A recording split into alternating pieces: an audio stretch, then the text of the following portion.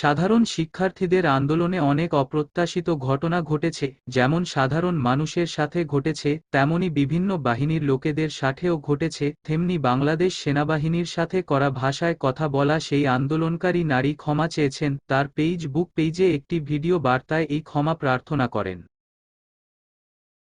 সবাইকে বলছি, আমার আমার যে ব্যবহার ছিল গতকালকে শেষ 1 ঘন্টার, আমি তার জন্য খুবই দুঃখিত। বাংলাদেশ আর্মির কাছে আমি খুবই দুঃখিত। এরকম ব্যবহার বা এরকম ব্যাপার আমার কোনোভাবেই করা উচিত হয়নি, কিন্তু আমি তার জন্য খুবই দুঃখিত। বাংলাদেশ আর্মির কাছে আমি খুবই দুঃখিত। এরকম ব্যবহার বা এরকম ব্যাপার আমার কোনোভাবেই করা উচিত হয়নি।